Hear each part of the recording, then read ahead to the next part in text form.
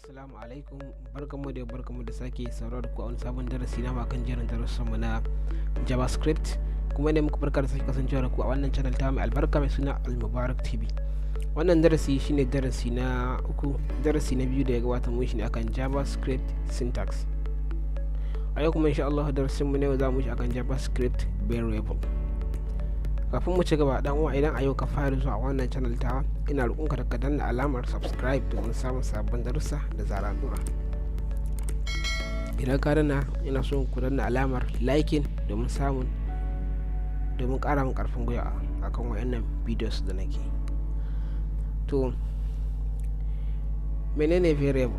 Wato variable ba kuma bane face container da muke storing din data value. Kowace data tana da value ɗinta. Akwai string. Idan aka ce string, wato ana nufin abin da zai baka damar ka rubuta text. Abin da text wato ka rubuta kalmomi, ka yi magana da kalmomi. Shi kuma integer yana baka damar ka saka lambobi. To amma shi kuma string shi na baka damar ka saka lambobi, amma wa'annan lambobin yana ɗaukar su a matsayin string. Saboda idan aka ce string ba zai baka damar ka saka lambobi ba, to akwai matsala. Saboda a lokacin da zaka ba da user damar shi saka irin kayi creating din form na login haka, idan ka ba user damar shi saka email ɗinsa, to kaga ainihin string ne, mai yawa email ɗinsa yana da lambobi, to kaga dole sai string ya kasance da lambobi. Kuma idan ka ce saka password, string ne, da haka password ɗinsa sai aka saki mai yiwa yana da lambobi. To idan yana da lambobi, kaga idan aka ce string ba ɗaukar lambobi, kaga kenan password zai kasance haruffa kawai, ba zai, kuma hakan matsala ne domin ba zai samu wani tsaro ba. Amma da yake string yana ɗaukar lambobi, hakan yasa za ka iya saka lamba amma a matsayin string take.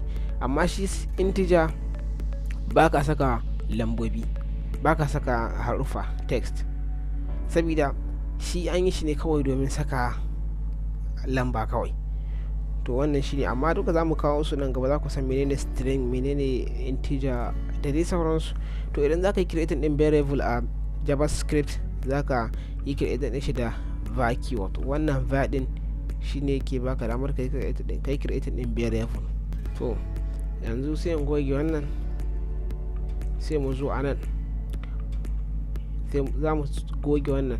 Shi kuma wannan zan ɗauko shi in dawo da shi a cikin body. Zan goge wannan. Idan kana iya barin shi, idan ka goge kuma ba matsala ba ce.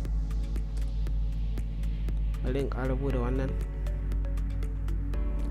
To yanzu wannan Javascript din za mu goge shi. Shi kuma wannan za mu canza mai suna, za mu mai sai script. Kuma bari mu yi creating din new file, saboda abun da yasa za mu mai sai script. Mun riga mun muku darasin yadda ake creating din shi da external da komai. To yanzu kawai abun da muke so yanzu mu yi creating din sabon, abun nan, mu yi creating din sabon document mai suna script. Za mu bashi suna script.html, sai mu saving din shi a haka. Sai mu zo mu goge wannan, sai mu zo mu nan, sai mu saka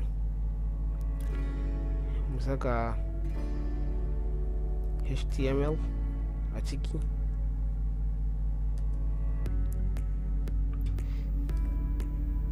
Sai mu zo a cikin title, sai mu bashi Javascript. Sai mu zo a cikin body mu creating din Javascript tag. Mu zo a ciki mu ce script, sai mu zo mu goge wannan, ko kuma kana iya bar shi. To anan za mu yi creating din variable. Kun ga wannan shine sabon file din da muka yi creating, wannan kuma shine tsohon, sai shi ba mu goge shi. Sai mu ja wannan mu aje shi anan, sai mu bude shi. To idan za ka create in variable za ka fara da var keyword. kun ga da muka saka variable bai canza kala ba saboda na a cikin body ne ba a cikin javascript ba. Wannan var keyword shine za ka yi idan za ka yi declaring wato creating in variable, sai ka bashi sunan da kake so. a nan za ka iya bashi sunan ka zai iya farawa da alphabet kamar a ko wani kala alphabet, kuma zai iya fara da dollar sign ko underscore, amma ba zai fara da lambobi ba. shi sunan variable ba a bashi damar shi fara da lambobi ba. kamar ina saka 1, kun ga ina saka equal signs, in saka da abun nan, in saka 1 sai in saka, kun gani idan na saka 1 na ce ina so in ba variable ina suna, amma ina so in ce my name 1 my name, kun ga zai ba ni ero. sai dai in fara da my name 1 my name 1, ba zan fara da in ce 1 my name in ce zan yi create in variable mai yawa, amma zan bambanta shi da sunansa daya, amma ina so in bambanta shi da lambobi. sai in ce wannan number 1 my name, number 2 my name, sai dai ka sa my name number 1 my name number 2 da dai sauransu. kuma za ka isa harafi daya sai ka saka equal signs. wannan equal signs din shi assign ne, wato abinda za ka sa a gaba zai ɗauko shi kawo ma shi a cikin a ɗinka, value ɗinka. yanzu idan na ce 1 2 3 sai na saka semicolon, to wannan equal sign din shine zai assign din wannan value din. wannan value na 1 2 3 zai saka min su a cikin a, don haka idan na kira a zan samu wannan 1 2 3 din. bar ku ga idan na fara da document dot write, yanzu na saka semicolon. to idan zan saka abin da ke so sai in saka single quotation ko double quotation sai in rubutu. to amma idan variable ne ba za ka saka single quotation ko double quotation ba, sai dai ka saka sunan variable din, kamar yanzu wannan a din. idan muka zo muka yi save, da mun zo mu refresh za mu samu 1 2 3. ok nan ba dot ne ba, sai mu saka dot, sai mu save, mu zo mu refresh, kun ga mun samu 1 2 3. to idan yanzu na mai sai my number, idan na mai sai my number, idan muka yi save,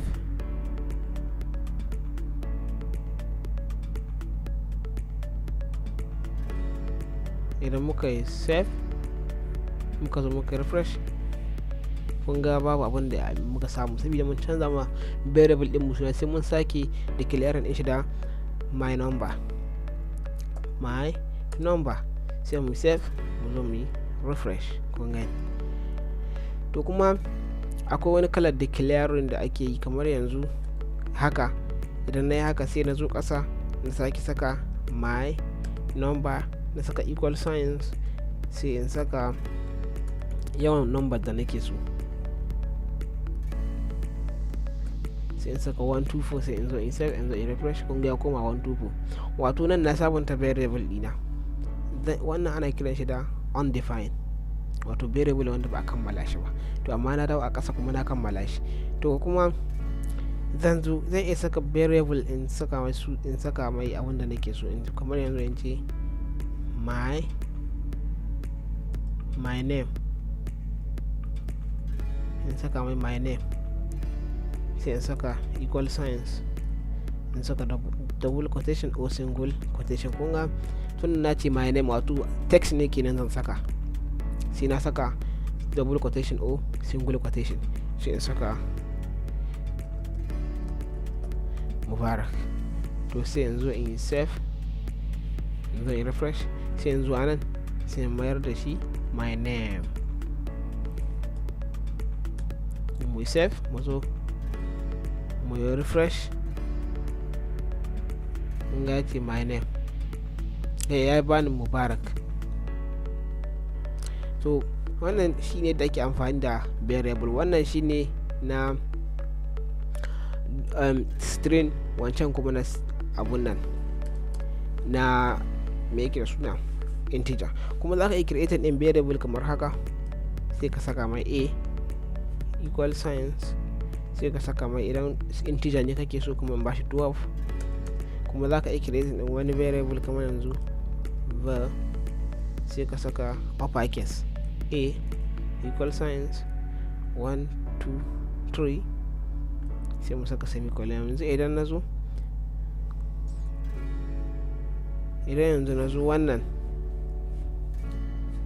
wannan na yi copy din shi, bari ku ga, idan na yi copy din shi na zo na yi paste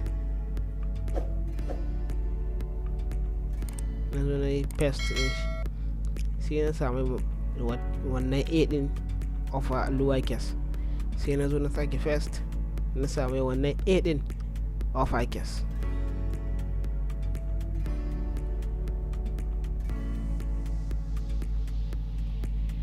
idan muka yi save muka zo muka refresh, kun ga mun samu mubarak ga kuma 12 ga 1 2 3. wato kana bambanta variable ɗinka da alphabet. idan variable kala guda kake so ka yi kuma kana so ka saka data nan daban sai ka saka mai nan kana yan shida upper case, nan kana yan shida lower case. bari ku ga misali, bari mu goge wannan, sai mu zo mu goge wannan, sai mu yi save, mu zo mu yi refresh. kun ga mun samu 12. idan muka zo a cikin nan kuma muka saka capital muka saka abun nan upper case wato capital, muka yi save muka refresh, mun samu 1 2 3. to haka ake amfani da variable a javascript. anan za mu dakata, da fatan kuna ji daɗin wa'annan darussa namu. wassalamu alaikum warahmatullah, a huta lafiya.